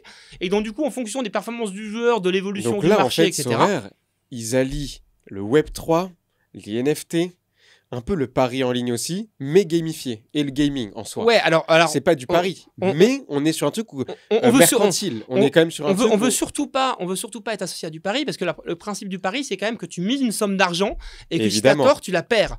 Là, ce que tu peux faire, c'est avoir parié sur des joueurs qui au final vont pas être bons, et peut-être que le prix de la carte va descendre, mais de ce point de vue-là, on est plus proche du mécanisme d'investissement, de bourse, que d'un mécanisme pour moi, de pari. Là, je fais exprès de me faire l'avocat du diable et sur le pari, parce que pour moi, tu vas sur des cryptos, c'est du pari, bourse, si on va plus loin, c'est du pari. Oui, d'accord. Alors, mais c'est pour ça du que coup, t'es proche, à ce moment-là, t'es plus dans une logique de pari boursier que de pari sportif. C'est important. Mais la nuance est importante, quoi. Mais très, très important. Je suis d'accord, complètement. Mais donc, ils arrivent à allier cette espèce de triptyque. Ah, absolument. Et à l'époque, donc on est quoi là, en 2018, 2020 ? Alors là, eux, ils lancent le projet. Alors attends, moi je me perds dans les dates. Ils lancent le projet fin 2019. Enfin, fin 2019, live, c'est ça, ouais. Et donc là, ça prend tout de suite. Bah, alors au départ, il se passe des trucs. En fait, alors ce qui est extraordinaire, c'est que dans ce projet-là, alors déjà, c'est que pour que ça marche, il faut avoir les droits avec les clubs de foot. Donc ça veut dire que en fait, il est hyper complexe ce projet. Le projet est hyper complexe. Même à pitcher, tu vois, quand tu le pitches, pourtant là, c'est quand même 15 ou 17 milliards de valo. Non, quand même pas. Presque. 4. Ouais, 4. Bon, non, c'était 4 il y a déjà un moment. Oui, mais ils ont pas relevé d'argent. Ils valent plus, mais officiellement, c'est 4. Bon, d'accord, 10, 15, 4. Ça fait beaucoup de zéros quand même. Et tu vois, quand tu le pitches, ça reste quand même complexe. Ouais, bah, en fait, la version courte, c'est de se dire, c'est un jeu de football fantasy dans lequel, pour jouer, tu as besoin de posséder des cartes à collectionner qui sont digitalisées via la blockchain, les NFT, on s'en fiche. Et donc, du coup, tu ne peux jouer que si tu possèdes les cartes des joueurs que tu veux aligner sur le terrain. Et pour avoir ces cartes, il faut les acheter. Tu les achètes à Sorare ou à des joueurs Sorare qui les ont achetés à Sorare, tu vois, donc le marché primaire, secondaire. Et voilà. Et à perdre ou à gagner en valeur, et tu peux les échanger, les vendre ou les racheter. Si tu as été bon dans le jeu, tu vas faire gagner. Voilà. J'ai essayé un peu trop granulaire. Et donc, ce qui est extraordinaire dans Sorare, c'est que comme c'est le mercato de la vraie vie du foot, donc les gens passent leur temps à acheter et vendre des cartes. Donc, c'est extraordinaire, c'est que quand tu as acheté ta carte, en fait, elle a une vraie valeur liquide. C'est-à-dire que si demain tu veux la revendre, tu as vraiment des gens tous les jours qui sont prêts à te la racheter. Et moi, c'est ce qui me rend un des éléments qui me rend le plus bullish sur les fondamentaux de Sorare, c'est le fait que tu as un vrai marché du secondaire dynamique qui fait que tu sais qu'en fait, quand tu as dépensé de l'argent sur Sorare pour acheter une carte, c'est liquide. C'est liquide. À la différence de quasiment tous les projets NFT, tu peux suivre les marchés de la liquidité des marchés NFT. Tu n'as aucun projet sur lequel tu as cette liquidité-là. Est-ce qu'ils ont réussi à trouver facilement à lever des fonds ? Non, ça a été très compliqué parce que ce que je veux dire, c'est que moi, je me souviens très bien de ma réaction. C'est la première fois que Lucas, un de mes collègues, me dit tiens, faut qu'on la rencontre. Tu vas voir, c'est vraiment intéressant. T'as des gars qui t'expliquent qu'en fait, ils vont refaire un jeu de fantasy football. Donc, c'est le énième jeu de fantasy football. Hein. La différence, c'est que celui-là, il faut payer tes cartes pour y jouer. Et qu'en fait, ouais, tu vas voir, les gens, ils ont vachement envie d'acheter des cartes de joueurs de foot pour potentiellement même plusieurs milliers d'euros. Et à cette époque-là, je ne connaissais pas du tout, par exemple, les phénomènes qu'il y a autour des cartes physiques, pour le coup, par exemple, les baseball cards aux US, etc. Et donc, en fait, les collectionneurs, le phénomène des collectionneurs, c'est que tu attribues une valeur émotionnelle à des joueurs, à des clubs, à des années mythiques. Tu vois, c'est comme, pourquoi tu collectionnerais une pièce de monnaie, un bout de métal, tu vois, une pièce de 1793, tu vois, un louis d'or. Je suis pas sûr que ce soit un louis d'or, mais bref, peu importe. Pourquoi des gens l'achèteraient plus cher que le prix de son or ? Donc cette dimension-là, moi, j'étais complètement passé à côté. Et en fait, le switch était de comprendre, de se dire, mais ouais, en fait, ce qui est extraordinaire, c'est de se dire que quand tu mélanges les deux dimensions, comme tu l'as remarqué tout à l'heure, elles se complètent à fond. Et en fait, finalement, est-ce que c'est plus con d'acheter des cartes Sorare de joueurs de foot avec lesquels tu as un lien émotionnel, où il y a une rareté qui est assurée par justement cette blockchain et ces NFT, et qui vont avoir une utilité dans un jeu, qui vont être utiles, qui vont te servir à jouer, versus le fait d'acheter des skins dans Fortnite, tu vois ce que je veux dire, pour le good. Et finalement, quand tu regardes le marché des items de jeux vidéo que les gens achètent dans les jeux vidéo, tu te dis... Ça devient délirant. Alors qu'en fait, en plus, ces items, souvent, ont un rôle purement d'apparat, parfois ils te font gagner quelques points dans les jeux, etc. Alors que concrètement sur Sorare, quand tu les achètes, tu peux jouer dans des ligues de plus en plus importantes, tu peux gagner des cartes, etc. Cette communauté grandit, la valeur de ces cartes grandit, etc. Donc il y a un côté, mais finalement c'était vachement dur à voir, et donc non, ils galèrent, et si tu veux, nous on manque vraiment de pas investir, parce qu'en fait, je veux dire, moi je parle à des gens, c'est de la croisée de crypto, gaming et du foot. Moi je suis pas gaming, je suis pas crypto, je suis pas foot. Alors attends, je te coupe. Je suis le pire investisseur. T'es pas foot et ça fait 2 énormes projets. C'est marrant. Tu me parles de foot. C'est marrant, hein. Ah ouais. Donc non, mais c'est le hasard. Enfin, c'est le hasard, et c'est peut-être aussi. Enfin, je pense que c'est le hasard, mais il y a aussi une leçon derrière qu'on pourrait en tirer qui n'était pas liée à ça, c'est de se dire que nous, par exemple, on est des VC très, très généralistes dans le fond de site de Partech. Tu vois ce que je veux dire ? On n'a pas de spécialité super forte chacun, on a des appétences soudain fortes, mais et la thèse de beaucoup de VC en pré-site site d'ailleurs, c'est de se dire, nous, on est réactif à ce que les entrepreneurs découvrent et ce qu'ils explorent. Tu vois, et donc, il y a certains sujets très techniques qui ne vont pas être accessibles à un VC généraliste, mais notre thèse, c'est de se dire, un sujet comme ça, on ne l'avait pas vu venir, Mais c'est quand des entrepreneurs comme Nicolas et Adrien arrivent et nous amènent sur la table que ça nous fait réfléchir et qu'on réagit. Et que sur certains sujets, c'est un désavantage de ne pas être éduqué, mais sur certains sujets, tu n'as pas besoin de désapprendre des mauvais réflexes que tu as eu quand tu connais trop bien un domaine, ce qui a été là le cas de VC qui était trop crypto, trop gaming, etc. Qu'on comparait à des modèles, par exemple, dans le gaming. Là, quand tu regardes le modèle de Sorare, tu comprends pas. Parce que tu dis, en fait, qui va payer Justement, aussi cher j'allais te dire, une partie de ton job en VC, c'est de comparer aussi, de comparer les success stories d'avant, le marché, pour essayer de dire, bon, est-ce que je capte... Avec prudence. Avec prudence. Mais quand c'est des innovations de rupture, on n'est pas loin de ça quand même. Tu fais comment? C'est table rase, tu peux pas trop comparer. Oui, mais en fait, c'est ça que moi je trouve fascinant. C'est-à-dire que ce que je trouve incroyable, c'est qu'en fait, un projet comme Sorare, en fait, tu n'as aucun référentiel dans la manière de penser le projet, même de se dire c'est quoi la bonne métrique à suivre, c'est quoi des bons benchmarks, comment tu définis le succès. T'aimes le chaos. T'aimes naviguer dans un truc où tu te dis à tout moment ça peut... Non, j'aime pas le chaos. Je déteste ce chaos. Je suis quelqu'un d'anxieux et je déteste ce chaos. Par contre, j'adore un projet dans lequel tu as conceptuellement des challenges conceptuels à résoudre pour comprendre le projet et arriver à créer une ligne directrice. Tu vois ce que je veux dire? Et ça, je trouve passionnant. Et donc du coup, c'est ce qui est génial en précis des sites sur les projets comme ça, c'est qu'en fait, t'as pas de référentiel en fait. Et donc à la fois c'est très dur parce que tu peux complètement rater le truc et pas du tout le voir. Mais à la fois, ce qui est passionnant, c'est que tu as des questions hyper fondamentales, juste de se dire, c'est quoi la bonne métrique à regarder, c'est quoi le bon niveau de cette métrique, juste pour se dire qu'on fait un bon taf. Et ça, en fait, tu vois, l'équipe doit le découvrir. Et ça, moi, je trouve ça fantastique. Dans un truc comme Sorare, tu vois, c'est incroyable. Conceptuellement, c'est absolument incroyable. On a dit donc, au bout de quelques mois, il génère déjà 30 000 euros de chiffre d'affaires par mois. Quelque chose comme ça. Donc là, nous, c'est le moment où on investit. Eux, ils galèrent à lever. Et donc là, tu te dis, par contre, quelques mois après... donc nous, au moment où on investit, attention, on fait pas les malins. Ça veut dire que on se dit avec Lucas que ça peut être assez énorme, tu vois, mais on n'en sait rien. Et la meilleure preuve, c'est que Nicolas, donc le CEO de Sorare, me dit, bref, il y avait un investisseur qui finalement pouvait pas investir autant. Il me dit, est-ce que tu veux investir il me propose d'investir 250 000 de plus que ce qu'on avait dit qu'on investirait. Et moi, je me dis, on a dû un peu pousser en interne l'équipe pour investir sur un sujet. Ils se disent, mais c'est quoi? C'est du délire, quoi. Je ne me vois pas revenir à l'équipe et leur dire, on peut investir 250 000 de plus. Pourquoi c'est disponible? Parce qu'en fait, on a un peu de mal à boucler le tour, quoi, complètement. Tu vois ce que je veux dire? Enfin, et donc, je ne le veux pas. Donc, ce qui veut dire que j'ai renoncé à un tiers d'ownership en plus dans Sorare, dont la valeur a été multipliée par 150 en un an derrière, quoi. Tu vois, donc non, mais c'est pourquoi je dis ça. Ce qui est intéressant, c'est que c'est facile de se raconter l'histoire en se disant ouais, non, mais le truc, on l'a vu. La vérité, c'est qu'on a mis 2 mois à investir, qu'on a failli pas investir et qu'on aurait pu investir encore plus. Beaucoup plus. Et enfin, significativement plus, c'est qu'on l'a pas fait. Au départ, ce qui est marrant, c'est que c'est pas du tout clair que la boîte va exploser. Il y a des fondamentaux intéressants, il y a des trucs, mais le tour déjà, ça fait jamais. On va pas se mentir. Être VC contre Ariane, dire ouais, mais j'ai pris le pari contre tout le monde. Tu parles. La vérité, c'est que toi, quand tu sais qu'il y a plein de gens super smart, plus smart que toi sur les sujets, qui n'ont pas investi et qu'au final, nous on le fait quand même, etc. Tu vois, tu fais pas le fier en se disant, ce serait très arrogant de se dire ouais, moi je suis plus intelligent que tout le monde. Non, tu te dis bon, j'ai pris un pari.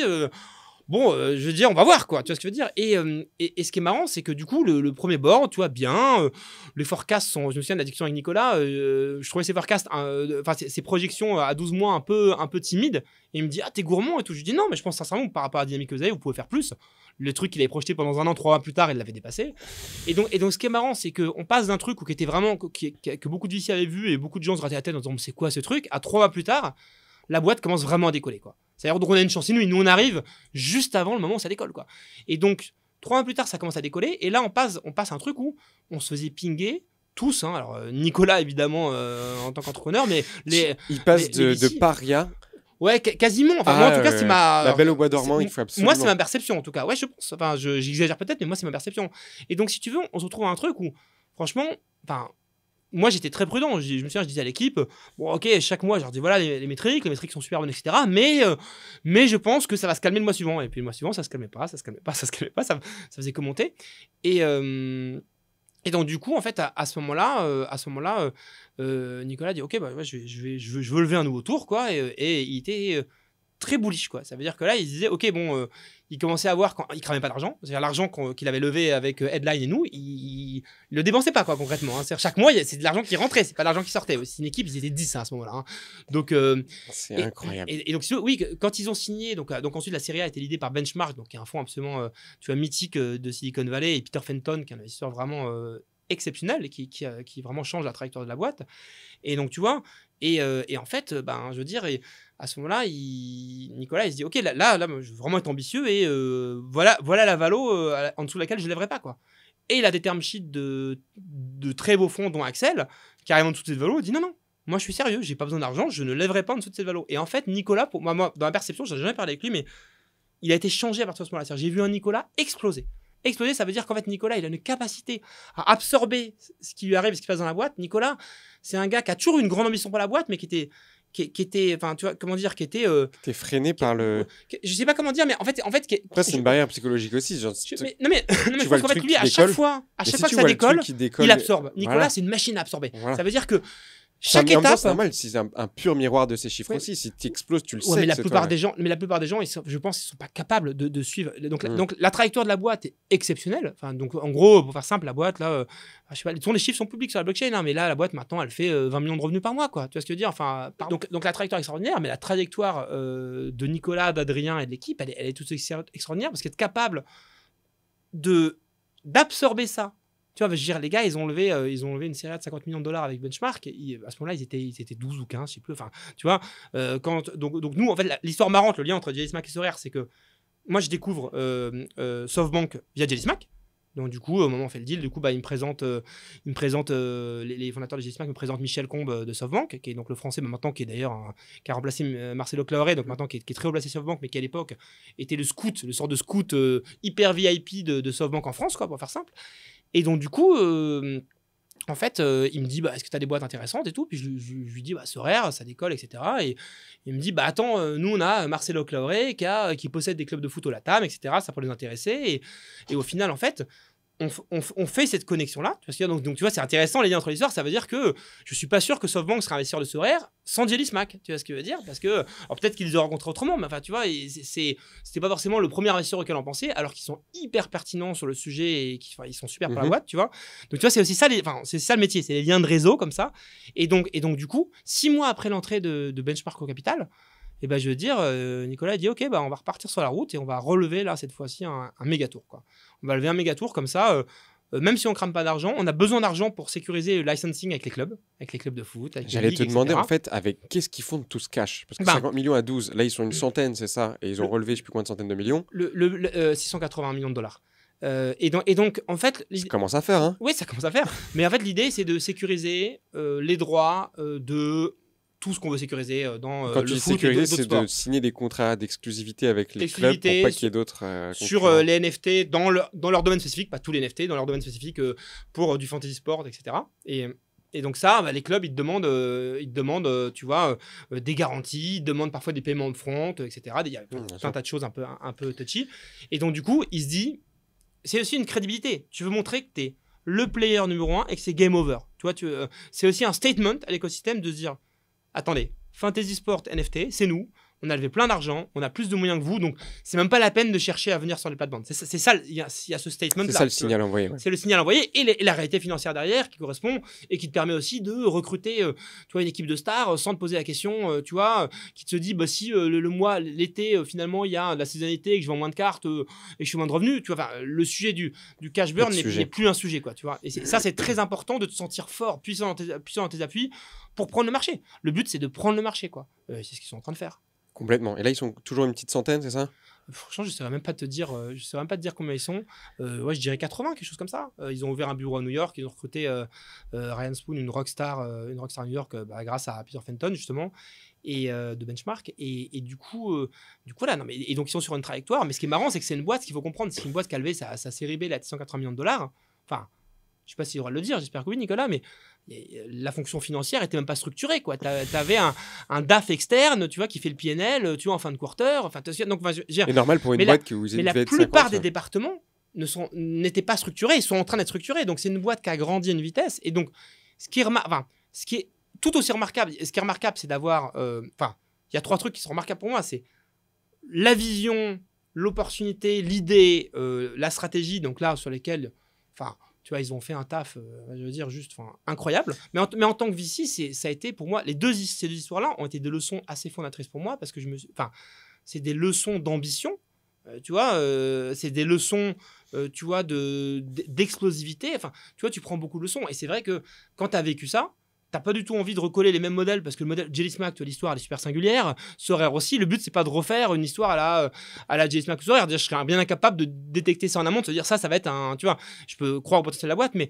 en tout cas disons qu'en tant qu'investisseur, maintenant un de mes travaux aussi, c'est d'être capable de dire aux entrepreneurs, c'est possible. Ces trajectoires, regarde en France, c'est possible, mais il y a des gens que j'ai connus, ils étaient comme toi, quand on avait connus, et c'est possible pour eux, ça a été possible pour eux de le faire, il n'y a pas de raison que ce soit pas possible pour toi, et moi, très humblement, je vais essayer de t'accompagner là-dedans, sur les parties sur lesquelles je pense que je peux t'accompagner, sur les parties sur lesquelles tu as envie que je t'accompagne, sur les parties sur lesquelles tu as besoin, enfin tu vois, et chacun va être différent. Si tu regardes l'histoire, moi ce que j'apporte à un Sorare, c'est un Jelly Smack, c'est très très différent, et la réalité c'est que la relation que j'ai pu construire avec Jelly Smack, elle est beaucoup plus profonde, parce qu'il y a une adversité qui a été très forte, ça a été beaucoup plus long, etc.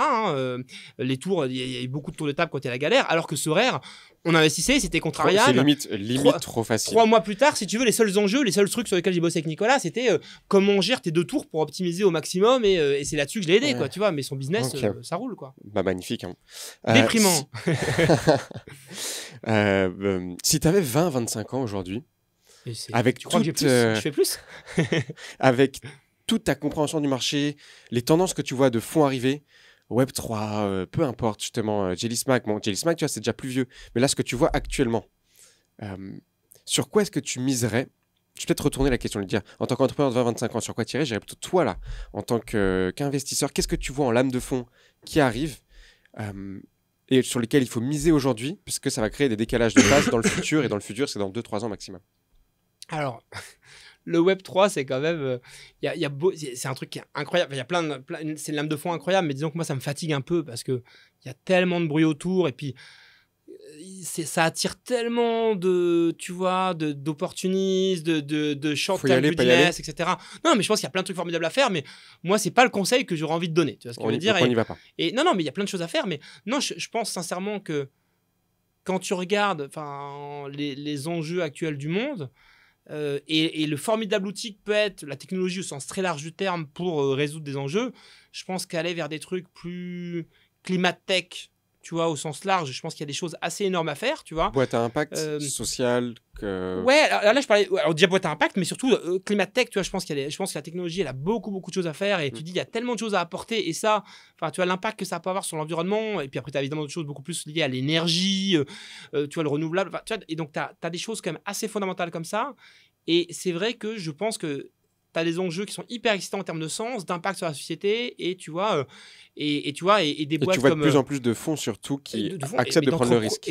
Mais d'entrepreneurs, la vague d'entrepreneurs là, qui arrive, parce que Jelly Smack et Sorare, moi je suis hyper, j'adore ces boîtes, j'adore ces entrepreneurs, je suis hyper fier d'être à leur côté, que Partech sur leur côté depuis quasiment le début, etc. Mais après, tu vois, tu dis, et l'entertainment c'est super important, tu vois ce que je veux dire, mais tu dis, t'es pas en train de répondre aux enjeux sociétaux fondamentaux de demain qui vont bouleverser les équilibres mondiaux, etc. Tu vois, et quand on voit ce qui se passe là en ce moment, enfin, donc, tu vois, donc tu irais plutôt sur. Moi, j'irais plutôt là-dessus, ouais. Enfin, après, tu as plein d'autres choses. Tu as des outils beaucoup plus digitaux purs qui peuvent avoir des enjeux sociaux. Nous, on a un fonds Partech Afrique qui investit en Afrique subsaharienne notamment. Et tu vois, quand tu vois les business qui financent, tu es là, tu dis, ouais, là, l'impact sociétal, parce que si tu dis qu'au niveau macro, le rôle aussi des investisseurs et du venture capital au global, c'est aussi d'orienter l'innovation, d'orienter les capitaux vers une innovation qui fait bouger la société. Tu vois, tu peux pas faire abstraction de ces questions-là, quoi. On passe à la fin de l'interview. C'est le moment où je te pose quelques questions de suite. Et le but, c'est d'y répondre succinctement. Exactement. Les 3 livres que tu as le plus offert. Ou les 3 livres que tu as préférés ou qui t'ont le plus influencé. Encore faudrait-il que je lise. J'ai plus le temps de lire des livres. Alors, comment est-ce que tu progresses? Comment je progresse? Alors, du coup, je lis beaucoup d'articles, des formats assez courts, qui se lisent entre 5 et un quart d'heure. Et quel site? Sur Twitter, je suis une soixantaine de personnes. Et en fait qui correspondent exactement en fait qui curate pour moi du contenu, et en fait je mettrai ton Twitter en description et on pourra directement aller voir moi en tout cas par rapport à moi, mes besoins, mes envies, etc. Le contenu, quand j'ouvre Twitter, j'ouvre pas trop souvent Twitter, parce que quand j'ouvre Twitter, je sais que je vais voir 10 tweets qui m'intéressent, et ça peut être des liens vers un article ou juste 3-4 tweets, et la valeur que je tire de ça, franchement, elle est phénoménale. C'est quoi ta pire nuit blanche, par exemple avec Jelly Smack ou... Non, ma pire nuit blanche, je peux te faire ma pire nuit blanche d'entrepreneur, j'en ai déjà un peu parlé tout à l'heure, ma pire nuit blanche de VC, Franchement, ma pire nuit blanche de Vici, je saurais pas te dire, je pense. Si, allez, pour un truc récent, une grosse nuit blanche de Vici, c'est quand j'apprends que sur une des très belles boîtes que j'accompagne, tu as un des investisseurs qui dit qu'il va pas signer le nouveau tour de financement. Pourquoi? Parce que la personne décrète qu'elle veut rester au board, alors que y a plus de place pour elle au board, alors qu'en fait, bref, elle avait même pas vraiment de place au board, cette personne, et qu'en fait, les conditions Donc, lui vont pas. Non, mais un agenda perso scandaleux, et puis qu'en plus, les fondateurs qui veulent faire du secondaire, en fait, non, elle a pas envie, la personne, etc. Et donc vraiment, et un truc où tu te retrouves là, très compliqué à gérer comme situation, et donc tu es entre cette personne, les fondateurs, t'essaies de donc ça, beaucoup plus agréable pour les fondateurs que pour moi. Et pour moi, je prends très à cœur tous les trucs. Enfin, j'absorbe. Alors, je l'absorbe, je le garde pour moi d'ailleurs, mais j'absorbe beaucoup tout ce qui se passe dans mes boîtes. Et donc, du coup, il se passe toujours des trucs super et aussi toujours des trucs un peu merdiques en permanence. Je suis là à plein temps, 8-10 boîtes en même temps, quoi. Et donc, du coup, voilà. Je sais pas si c'est la pire, mais c'était en tout cas très désagréable. Ça se finit comment? Bien. Tu te vois où dans 10 ans? Au même endroit. J'allais dire ici, mais ici, pas ici. Tu vas raconter les autres... peut-être ici pour le podcast numéro 2. Non, mais non, écoute, moi, dans 10 ans, je me vois déjà avec ma petite famille, ma femme, mes bientôt 2 enfants, à passer du temps avec eux, c'est important. Ça, je travaille beaucoup, mais je fais très attention à pas me laisser manger par mon travail, parce que moi, je suis quelqu'un de passionné, je peux très facilement me faire manger, je fais très attention à essayer de mettre des limites, même si bon, c'est plus facile à dire qu'à faire, mais ça, chaque instant est précieux, et que tu as des enfants, ton enfant, il grandit qu'une fois, donc tu le vois encore mieux. Et non, je me vois franchement au même endroit, en train de faire le même métier, dans la même maison, tu vois, j'espère avec beaucoup plus de belles histoires. Non, moi, j'avoue que j'ai une chance inouïe. Je fais ce que j'aime, tu vois. C'est pas un métier pour tout le monde. Je pense qu'il y a beaucoup de gens pour qui ce serait un très mauvais métier, qui n'aimeraient pas du tout. Moi, j'adore. Donc, non, je me vois faire. Je me vois juste plus sage, moins bête, tu vois, avec plus d'expérience, m'étant adapté au temps qui change, mais au même endroit, quoi.